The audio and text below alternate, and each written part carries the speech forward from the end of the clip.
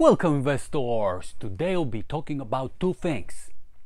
Thing number one, there will be no Russian troops on Ukrainian border today if Ukraine didn't make their biggest mistake ever on December 5th, 1994. And topic number two, why Russian invasion on Ukraine is imminent. And you'll be surprised based on what I'm drawing this conclusion. It actually already started today with the shelling of the kindergarten in Stanitsa Lukhanska. It is the first stage of the Russian provocation. So if you're interested, keep watching, don't go anywhere. So let's go back in time to 1991 and before, when Ukraine back then was part of the Soviet Union. And as of the part of the Soviet Union, Ukraine had nuclear weapons on its territory. On December 1st, 1991, Ukraine, the second most powerful republic in Soviet Union, voted overwhelmingly for independence, which ended any realistic chance of the Soviet Union staying together, even on the limited scale. More than 90% of the electorate expressed their support for Ukraine's declaration of independence.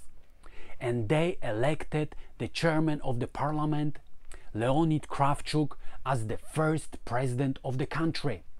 At the meeting in Brest, in Belarus, on December 8th, and in Alma-Ata on December 21st, the leaders of Belarus, Russia, Ukraine formally dissolved the Soviet Union and they formed the Commonwealth of Independent States.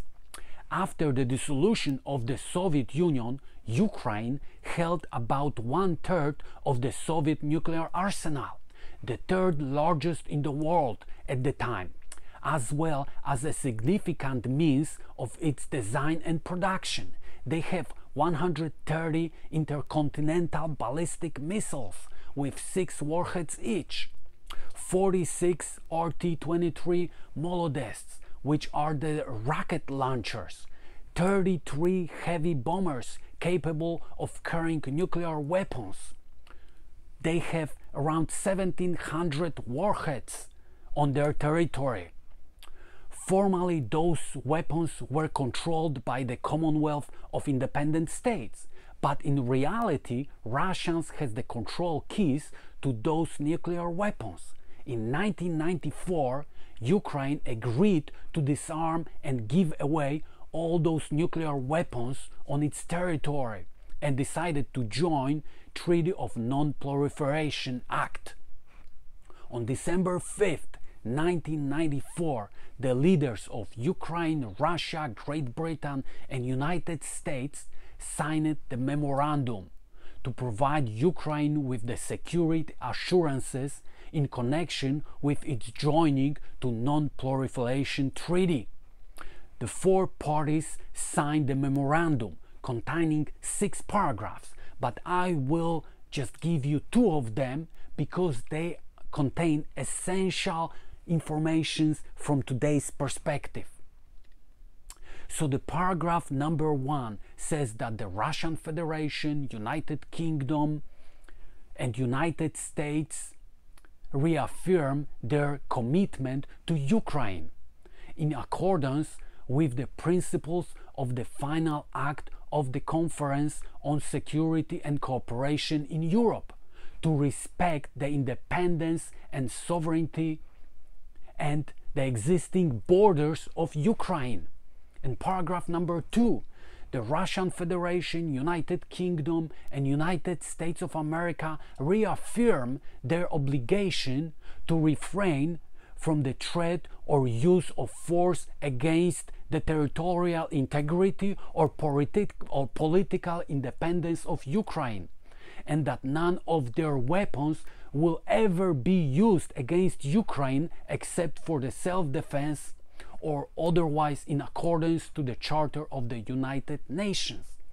So as you can hear, those countries, including Russia, signed the treaty to reaffirm the integrity, political border integrity of Ukraine.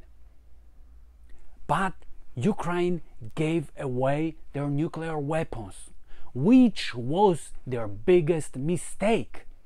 Because if they still have their nuclear weapons today, Russia would not pick the fight with them. And I'm not talking about Ukraine holding all the Russian arsenal, because this would be a huge cost. I'm talking about just keeping 20-30 intercontinental ballistic missiles, keeping maybe 2 or 3 heavy bombers. That's it. That would be enough. There's not far from Kiev to Moscow. So Ukraine didn't really need it to hold all the nuclear arsenal which they inherited from Russia. Would be sufficient if they hold only a fraction. But if they hold only a fraction, this small fraction would be assurance for many years of their security, for many years to come. Because of course, nuclear weapons and countries which have nuclear capabilities are treated differently. And Russia would treat Ukraine differently if they still have on their territory nuclear weapons. But Ukraine made their biggest mistake ever. And of course, Russian presidents, Russian government back then and right now are not respecting Ukraine integrity. They don't respect political integrity, they don't respect territorial integrity. But it would look completely different if Ukraine had nuclear weapons on their territory right now. We would not have all these tensions being built in Europe right now. Topic number 2. Let's talk about Graceful, $130 million Russian yacht, which in September 2021 docked to Hamburg in Germany for some shipyard work and updates. It is 3 basketball court long, has swimming pool, and has a deck for the helicopter, has a gym, has a bar, has 2 plunge pools for hot and cold dips. Work which was supposed to be done on this boat included 2 new balconies and extended swimming platform. But recently, Yacht abruptly left the Hamburg from Germany to Kaliningrad, Russia. And the owner of this party boat, which cost, like I said, around $130 million, is suspected to be Vladimir Putin. So why Vladimir Putin is moving his big party boat from German territory to Russian territory? Of course, he's moving his assets because he's preparing for something big. This is a clear indication that he already made a decision to do something big, something which West is not gonna like, something which will cause huge sanctions. And he don't want to lose his boat. Because you know what? His wealth is estimated around $230 billion. But $130 million is also important to him. So he is moving this from Germany to Russia, to Kaliningrad, so it's not taken by the West. And it's a clear indication that something is going to happen. He's taking his money, he takes care about his money because that's only really important thing for him in life. He doesn't care about Russian people, he doesn't care that the Russian economy is in shambles, he doesn't care about things around him. He just cares about his own assets. So he's taking his boat to the safe location. And like I said, this is a clear indication that something is going on and something is going to happen. This might kind of sound for you a little funny, but I'm always trying to read between the line. And this is a news which kind of didn't make the top, but for me, it's a clear indication that something is going to happen. Maybe not tomorrow, but within the next couple of weeks. Because next couple of weeks, the weather in Ukraine is going to be freezing. The ground is gonna be frozen. What does this mean?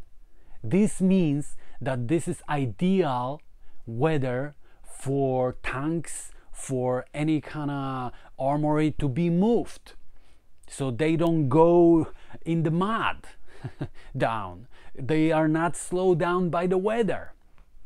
So Vladimir Putin already made up his mind, and he is already starting in motion another parts of his plan. Like he annexed Crimea. Now we are going to have another part of his plan. What is exactly his plan? We don't know. But for sure I can tell you that there will be the invasion. There will be invasion because Vladimir Putin believes that the Ukrainians and Russians are one family. They're one big family, one big Russian family. And you know what? I would agree with his statement if 23 years ago he jump-started the Russian economy, then Ukrainians, instead of running away from Ukraine, going towards west, going to Poland looking for work, going to Germany looking for work, they would go east because they would have a great situation over there, great economy. Then would be a one family, Russians and Ukrainians. Instead, they are not anymore one family. And I don't think so that in the near future they will be a one family. Because of this one guy. Because of this one guy. Who honestly, like I said many times, doesn't care about his people. Doesn't really care. Because if he took care about them, he would be able to recreate the Soviet Union. If he started 20 years ago working on the economical development of Russia. Otherwise, right now, it's too late. Only one thing which he can do, he can just start a war. Because this is diversion from internal problems of the Russia. But this is the different subject for another time. Anyway, so please let me know if you agree with me if the Ukraine was holding on to nuclear weapons, still today they would be in danger from the Russians. Do you agree with this or disagree? Please let me know. What do you think about this? And what do you think about moving the party boat, Vladimir Putin's party boat, from Hamburg to Kaliningrad? Do you agree with me that this is a clear indication that something is going to happen, or maybe it's a useless fact for this entire situation? In the end, I just would like to say that I'm against the war. I'm deeply against the war because when the leaders are fighting, the simple people on the bottom are suffering. That's always was the case. Those guys on the top have some issues. Those people on the bottom have to pay consequences. From the market perspective, if this war starts, uranium is going to go up. Prices of the energy fuels are gonna go up. Stocks is going to go up. Chemical is going to go up. Because like I said in the previous videos,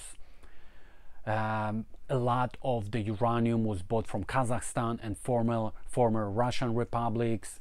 If this war starts, it will cause the sanctions, it will cause cut off of anything imported from Russia and former Soviet republics to the West. So any kind of demand for uranium will have to be supplied from the Western countries. That's how it's going to look. Speaking from the stock market perspective, I don't think this is going to cause any immediate crash. More dangerous, I think, is the Fed's increasing the interest rates.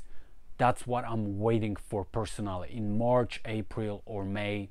So as of right now, I build up around $30,000 ready to deploy for the stocks, which will be in distress, good quality stocks, but I'm not pulling the trigger yet because I'm waiting. Anyway, thank you so much for watching. I appreciate your time. Like always, remember, I'm just very simple investor. There is no advice here. This is just my loose conversation with you, telling you my thoughts and what I'm planning to do and what I think about the current situation, which I'm not following very deeply on a daily basis. Like I said earlier, I'm trying to read between the lines. I'm trying to get the informations which are not important for mainstream, which I think that are really crucial for the future.